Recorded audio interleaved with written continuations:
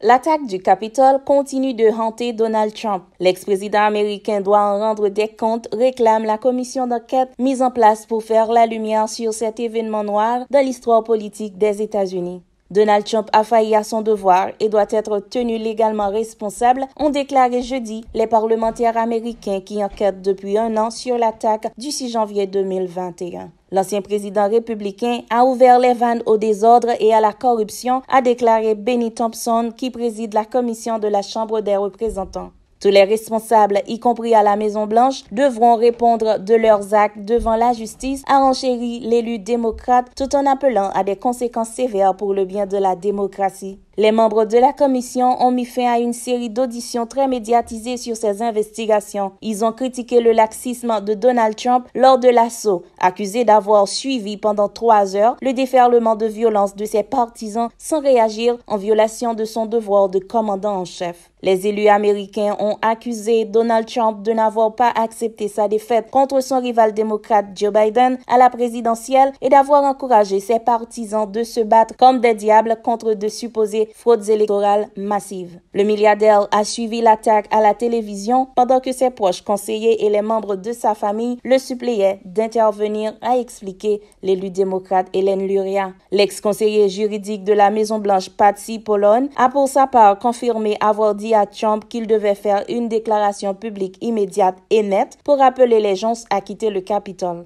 Mais le président Trump a refusé d'agir à cause de son désir égoïste de se maintenir au pouvoir, a jugé Hélène Luria. L'élu démocrate a ajouté que Donald Trump a préféré reprocher à son vice-président Mike Pence de ne pas vouloir bloquer la certification des résultats de l'élection en se contentant d'appeler la foule à rester pacifique avant de l'inviter à rentrer à la maison tout en se présentant à nouveau comme victime d'une élection volée. Le rapport souligne que Trump ne s'est pas manifesté pour donner des ordres ou offrir de l'aide à la police ou à l'armée. L'ex-locataire de la Maison-Blanche est ainsi accusé d'avoir instrumentalisé le patriotisme et le sens de la justice de ses supporters pour les pousser à agir. Ces actes étaient prémédités, conscients, indéfendables, a estimé la politique Hélène Luria. De nouvelles auditions sont prévues au mois de septembre, tandis que le rapport final est attendu à l'automne. Il revient au ministre de la Justice, Merrick Garland, d'ouvrir des poursuites contre Donald Trump. Ça ne sont donc pas bons pour le magnat de l'immobilier